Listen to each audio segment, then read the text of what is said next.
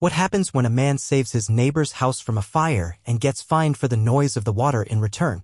You won't believe how his silent video turned the whole neighborhood upside down in the most unexpected way. You ever wake up with that gut feeling something's about to go sideways? I did. That morning, the sky was sitting low like it was keeping secrets, and the air smelled off, not like danger, no, more like somebody forgot to handle their business and left the rest of us to clean it up. And wouldn't you know it, they had. I stepped out on my porch with a coffee in one hand and my old rusted hose in the other. I wasn't planning to save lives or start trouble. I was just watering my wife's lavender bed like I'd done every morning for the last 8 years. Peaceful routine, you know? Quiet moment before the day punches you in the teeth. That's when I smelled it.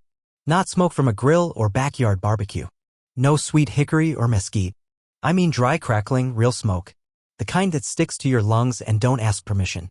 My name's Marcus Holloway. I'm 57, black, retired firefighter, and the kind of man who minds his own business until your mess starts threatening mine. I didn't survive house fires, raise 2 kids, and bury a wife just to be told I water too loud. But I'm getting ahead of myself. Back to the smoke. I dropped my mug, grabbed my gloves, and jogged toward the fence behind my tool shed. That fence? Divider between my lot and the one belonging to the HOA queen herself, Karen Louise Tremaine. You know the type. Always wears white like it's armor. Can't say hello without filing a complaint. Calls herself a community protector but wouldn't know community if it knocked on her door and handed her a pie. And sure enough, right over that fence, behind her hydrangeas and ceramic deer, I saw it. A pile of dry branches, some mulch, and leftover packaging from her landscapers burning. Flames weren't sky-high yet, but they were breathing hard, crawling toward her back deck. One good gust, and this whole cul-de-sac would have gone up like a matchbook. So what did I do? I climbed that fence. Didn't think. Didn't knock. Didn't send a formal letter to the HOA board requesting Karen's blessing and a scented permission slip. I grabbed the nearest bucket, pulled my hose over the fence, and went to work. Foam first, then water, stomping and spraying like I was back in the station. Now, I'm thinking I just did this woman the favor of a lifetime. But no. Out she comes, hair up in rollers like she's starring in a sitcom nobody asked for, silk robe tied tight like she got secrets, holding a phone like it's a weapon. And she says, dead serious, excuse me. What are you doing on my property? Lady, your property was on fire. I'm out here slapping flames and coughing up smoke, and she's worried about whose feet touched her tulips. I said, you got a fire back here. I'm putting it out. She squinted like I just spoken Latin. A fire? That's not fire. That's yard debris. My gardener left it for pickup. You're making unnecessary noise with that water. Some of us are trying to enjoy our morning. That's when I realized Karen didn't see the danger. Or maybe she did and just didn't care. Now, I've known some cold folks in my day. But there's a special kind of chilly that comes from somebody who values silence over safety. She cared more about decibels than ashes. I didn't argue. Not yet. I just kept spraying, dragging the hose around her deck, dousing the wood. And then she pulled out the ultimate weapon. Her phone. I'm reporting this. To the HOA. And to the police. You're trespassing. That is a violation, Mr. Holloway. You'd rather your house burn down politely? I snapped, not even trying to sugarcoat. She sniffed, turned her back, and marched inside, dialing God knows who. 10 minutes later, I'm back on my lawn, hose coiled, heart thumping, not from exertion, but from insult. And guess who pulls up? 2 representatives from the HOA board. One tall, stiff like a broomstick with a clipboard. The other, younger, still green behind the ears, nervously holding a folder like it's too heavy for her. Mr. Holloway, Broomstick says. We received a report of unauthorized property entry and disturbance. I blinked. You mean me putting out a fire? He flipped a page like it was a courtroom drama. We have a statement from Ms. Tremaine indicating that you entered her lot without consent, damaged her irrigation system, and created a noise disturbance in violation of HOA Code 12-4B. Let me get this straight, I said, arms crossed, sweat still drying on my brow. You're here because I stopped her backyard from becoming a bonfire? Sir, it's not about intentions.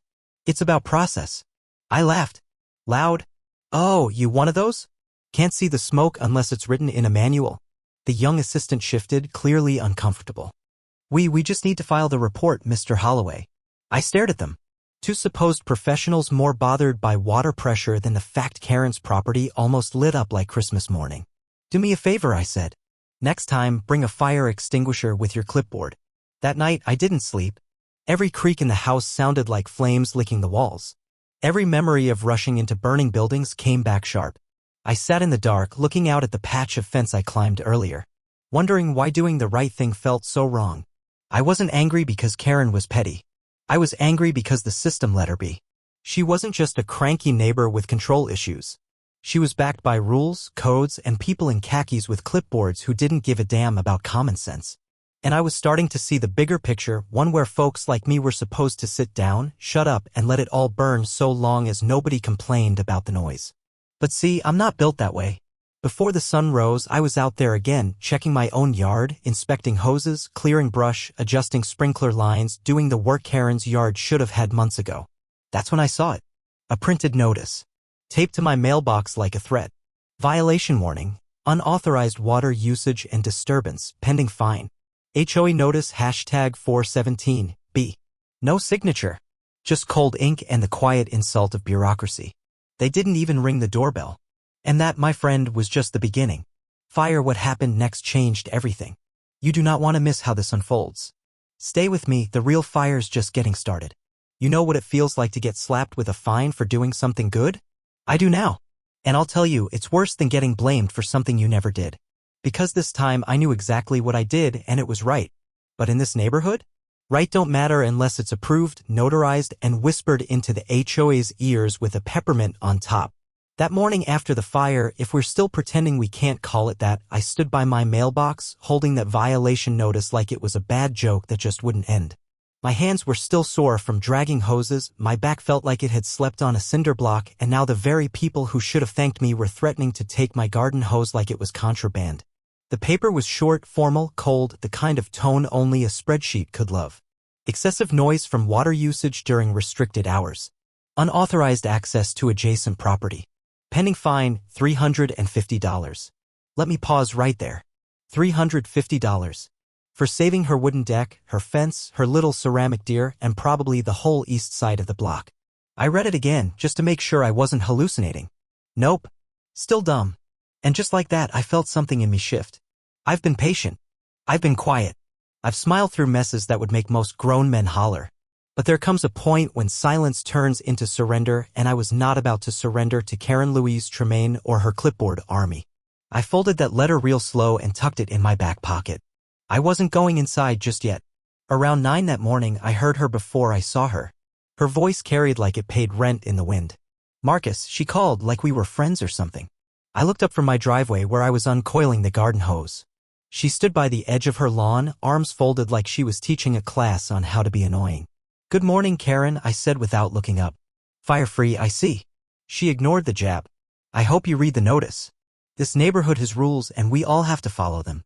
Even people who think they're above them. Didn't realize stopping your shed from burning made me a rule breaker, I said, nice and even. Guess I should have let it cook a little longer. She gasped. The kind of dramatic inhale you only see in soap operas. I've lived here for 12 years. No one has ever disrespected me like this. I chuckled. Oh, I'm just getting started. She stomped back toward her porch like she was late to a board meeting. I watched her go, shaking my head. And that's when I made a decision. Not a loud one. Not the kind you announce on a soapbox, but a clear one in the back of my mind where stubborn ideas live. If they were going to come for me with paperwork and penalties, I was going to hit back with the truth. The real kind. Not the HOA version of reality with rules bent to favor folks who never get their hands dirty.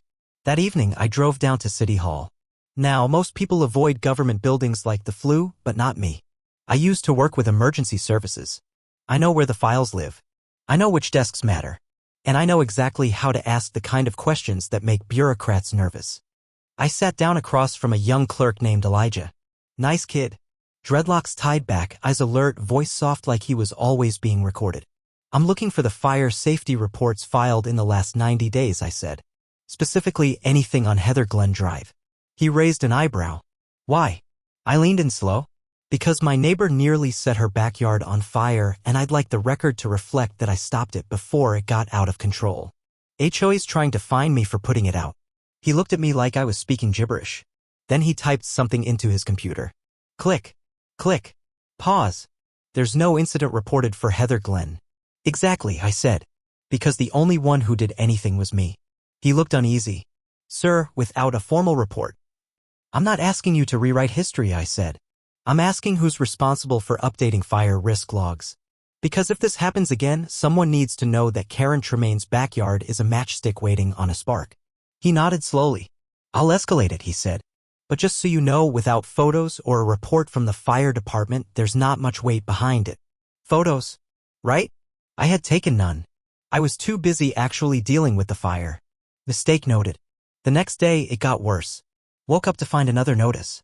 This time nailed to my fence. Like we were living in some wild frontier town and I was the outlaw. This one was thicker. More formal. Cease and desist. They claimed my actions posed a liability risk to the community. Liability. For saving them. That's like arresting a man for swimming after someone who fell in the lake. By now, my phone was ringing nonstop. Family, friends, even my pastor, Reverend Miles. Marcus, he said in that calm voice of his, whatever's happening out there, don't lose yourself in it. I wanted to agree. I did. But I was tired. Tired of being polite. Tired of pretending a calm voice solves injustice. Tired of being told to be quiet when what I needed to do was shout. The straw that broke it? They came after my water. Literally. That afternoon I turned on my hose and got nothing. No pressure. No flow. Just a sad hiss. At first, I thought it was a busted valve. Nope. I checked the main spigot. It had been turned off. And not by me. I walked straight to the HOA office. It's a little brick building tucked behind the rec center, always smelling faintly of printer toner and sour coffee.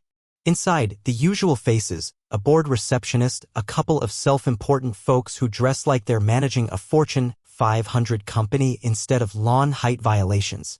I need to speak to whoever's in charge of water access, I said. They looked up like I was asking for the nuclear codes. Water, one of them said. Yes. Mine. It was tampered with. Sir, the HOA has the right to manage communal infrastructure. Let me stop you right there, I said. This ain't communal. It's my line. My house. My water. They shifted, papers rustled, someone cleared their throat. We'll have to investigate. Meanwhile, we recommend you refrain from using excessive water sources during peak hours. I leaned forward. You're gonna investigate? Let me save you time. Karen Tremaine is behind this. And you're letting her get away with it. They didn't deny it. They didn't confirm it either. They just handed me another notice. This one read, next violation will result in formal legal action. So now here I was, standing in my own yard, hose dry, being threatened for the third time in 2 days, all because I refused to let my neighbor's flames spread. All because I dared to act instead of waiting for permission. I looked around. My grass was browning. My wife's roses were drooping. The lavender I planted in her memory wilted. And I stood there, fists clenched, heart heavy. They wanted me silent. They wanted me small. They wanted me scared.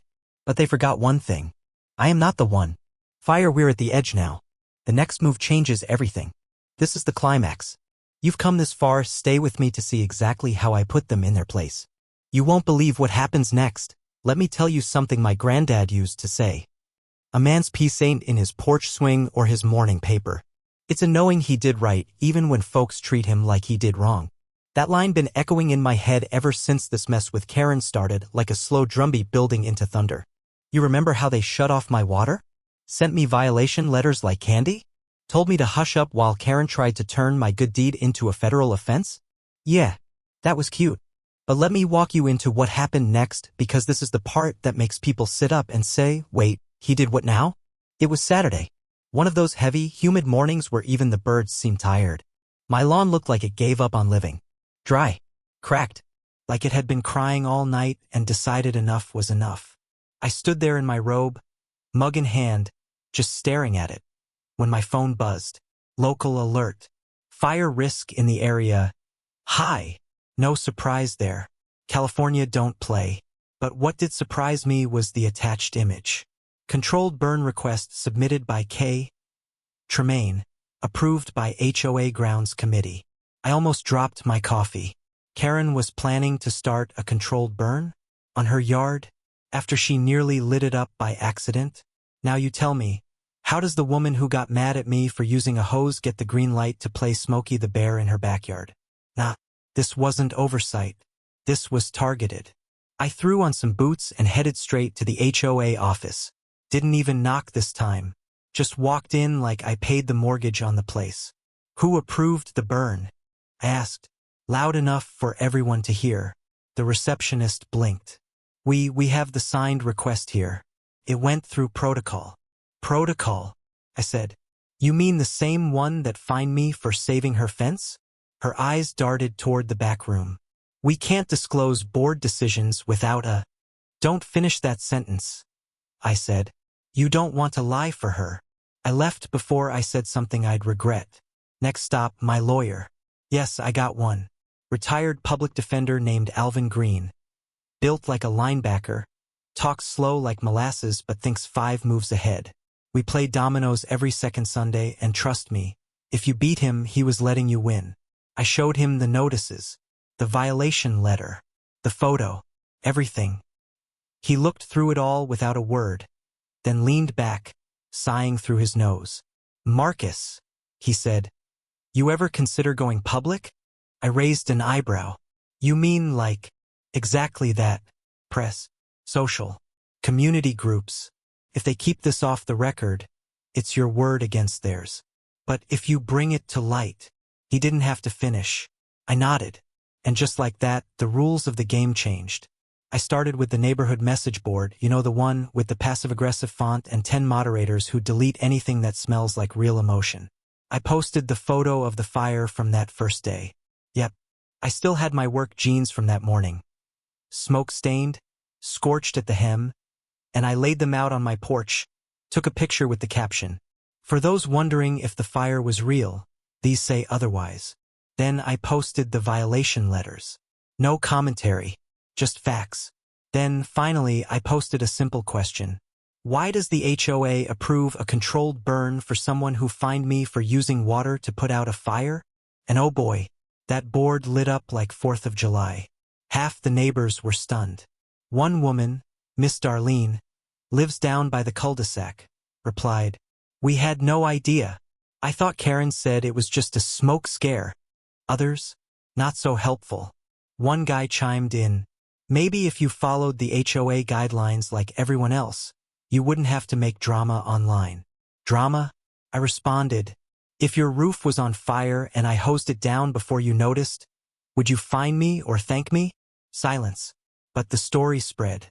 By Monday, folks were talking in driveways, at the gas station, at the church fish fry. Even the teens at the local skate park knew. One of them rode by my house and said, "Yo, Mr. H, you really put out a fire and got fined for it?" I nodded.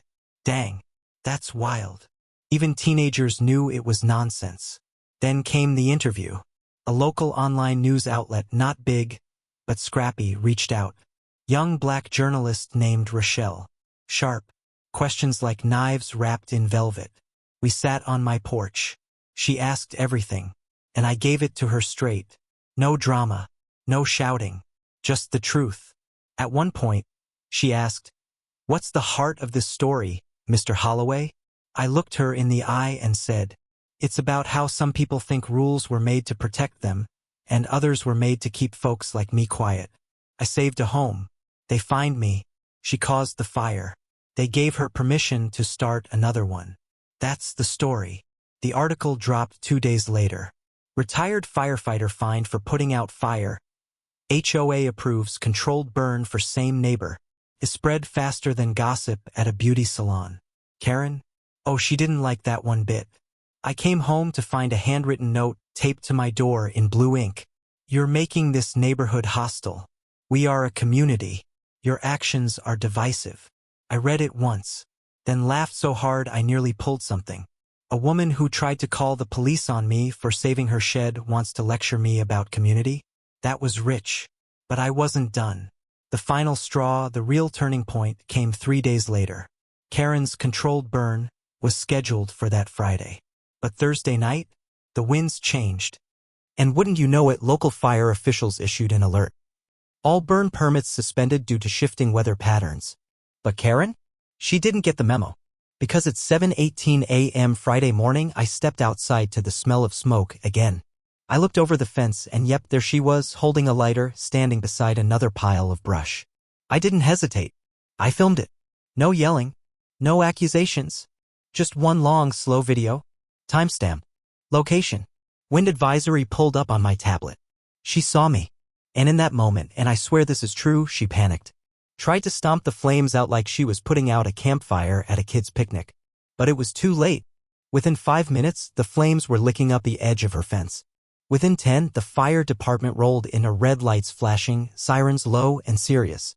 And this time, she didn't get to control the narrative. But hold up. We're not done. Because what happened after that? That's the part that had jaws dropping and folks whispering in parking lots. The thing about fire? It don't care who started it. Once it spreads, it burns everybody. And Karen? She learned that lesson the hard way. Let me back up.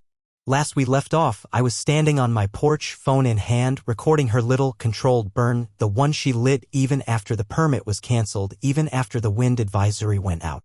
Even after she saw the neighborhood already buzzing with smoke rumors. She thought nobody would say anything. She thought folks would just nod and look away like always. But that Friday morning? She got seen. The fire spread faster than she could kick dirt on it. Her designer slippers got smudged. Her decorative fencing melted like it was made of sugar. And by the time the first fire truck pulled up, half the brush behind her yard was gone. Now I'm gonna say something that might sound harsh, but it's true. She got lucky. Real lucky. Because if that wind had shifted just a few degrees, that blaze could have hit the Petersons' back porch. Could have reached the dry patch near the Greens shed. Could have turned our little cul-de-sac into a story on the evening news. Instead, it stopped right at her property line. Because this time, somebody called the real fire department. And this time, they had footage. My footage. They asked me for a statement. I didn't yell. I didn't grandstand. I just handed over my phone and said she lit it after the permit got pulled. I got the timestamp, the alert, and the video. You decide. I said it calm. But make no mistake, inside, I was boiling. Not because I wanted revenge, but because I wanted clarity. For everybody watching. See, here's what folks need to understand. It was never just about Karen. It was about a whole system that let her do what she did. When I put out that first fire, I got fined. When she lit her own, with paperwork saying she couldn't, she almost got a warning. That's right. Almost. Because what changed the game? The people. Once the fire crews packed up, once the air cleared and the hoses got rolled, we all stood outside. Half the block. Just looking at what was left of her safe little burn. That's when Miss Darlene walked up proud in her Sunday sandals and a no-nonsense hat and said, "Now tell me again how Marcus was the one causing a disturbance?" Nobody spoke. Mr. Green, 3 houses down, clapped a slow clap. Then another neighbor joined in. And another. It wasn't loud. It wasn't rehearsed. But I'll tell you what, it meant everything. For the first time since this mess started, I didn't feel alone. By that evening, the HOA inbox was overflowing. People wanted answers. People wanted change. And wouldn't you know it? Some of them wanted Karen removed from her position as HOA chair. That was new. Now Karen? She tried to spin it. She released a statement claiming she was following protocol and the fire was never out of control. Said it was all sensationalism. But the footage didn't lie. The timestamps didn't lie. And those melted fence panels? Yeah, they didn't lie either. Within a week, the board held a closed-door meeting. Word spread faster than summer gossip at the barbershop. And when the doors opened, Karen wasn't smiling anymore. Because they voted. Not just to suspend her as HOA chair, but to launch a formal investigation into her actions, misuse of authority, and potential tampering with my water line. You should have seen her face when they handed her that letter. She looked like someone who'd been running the race alone only to turn around and realize the whole crowd was running the other way. But let me tell you the best part. It wasn't just about her losing her title. It was what happened after. A month later, the HOA brought in an external mediator, some big-shot lawyer from the city. And they didn't just toss fines around this time. They listened. To me. To other neighbors. To folks who'd kept their heads down for years because they didn't want the smoke. Turns out I wasn't the only one Karen had targeted. Turns out she'd been running this neighborhood like a personal kingdom for over a decade, writing citations like thank you notes, calling tow trucks for parked cars that didn't match aesthetic standards, and digging through people's trash on recycling day for compliance. Wild, right? But folks had had enough. And in a full-circle twist, guess what the board did? They dropped every single violation against me. Every fine. Every warning. Gone. Then, they asked me to join the community advisory panel. I told them I'd think about it. Because sometimes before you say yes to the table, you need to make sure the chairs ain't rigged. Now, about that garden of mine? Thriving. Water flowing like it never stopped. Lavender blooming so thick it smells like peace. Roses standing tall like they got something to prove. And me? I'm back on my porch every morning, coffee in hand, hose in the other, just like before. Except now, nobody dares to say a thing about the sound of water. You see, justice doesn't always come in a courtroom. Sometimes it comes in the quiet moments afterward, when the noise dies down, when the smoke clears, and you're still standing taller than ever. So let them call me loud. Let them call me the guy who started all that trouble. Because I'll wear that like a badge. If standing up makes me difficult, then difficult I'll be. Fire, this wasn't just a win. It was a message. To every Karen, every clipboard, every silent rulebook, you don't get to burn down what's right and call it regulation. Not anymore.